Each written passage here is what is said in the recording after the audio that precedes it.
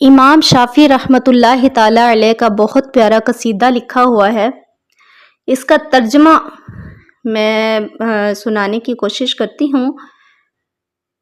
ترجمے کو صرف سننا ہی نہیں بلکہ اس کو سمجھنا ہے کہ اس کے پیچھے حقیقت سمجھنے میں ہے کہ کیا کہا جا رہا ہے اور اس کے پیچھے، ان لفظوں کے پیچھے کیا ہے۔ تو سنیے۔ جب میں ہنسا تو کہنے لگے کیا تم کبھی عاجز نہیں رہ سکتے، اور جب میں رویا تو کہنے لگے کیا تم کبھی مسکراتے نہیں ہو، پھر جب میں مسکرایا تو کہنے لگے تم تو دکھاوا کر رہے ہو، جب میں نے ناپسندیدگی کا اظہار کیا تو کہنے لگے تم نے اپنے اصلی رنگ دکھانا شروع کر دیے،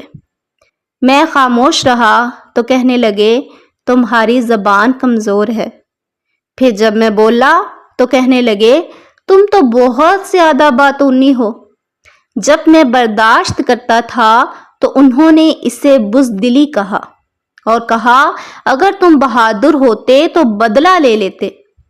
میں نے کچھ ہمت دکھائی تو کہنے لگے یہ تو لاپرواہی ہے، اور یہ کہ اگر میں باوقار ہوتا تو میں ایسا سلوک نہ کرتا،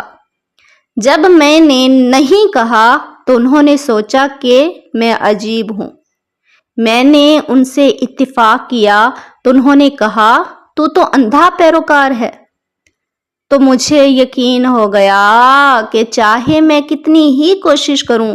لوگوں کو خوش کرنے سے میرے حصے میں سوائے ذلت کے کچھ نہیں آئے گا۔ تو اس سے ہمیں پتہ چلا کہ لوگوں کو خوش کرنے کا نہیں، خدا کو خوش کرنے کا ہمیں خیال کرنا ہے۔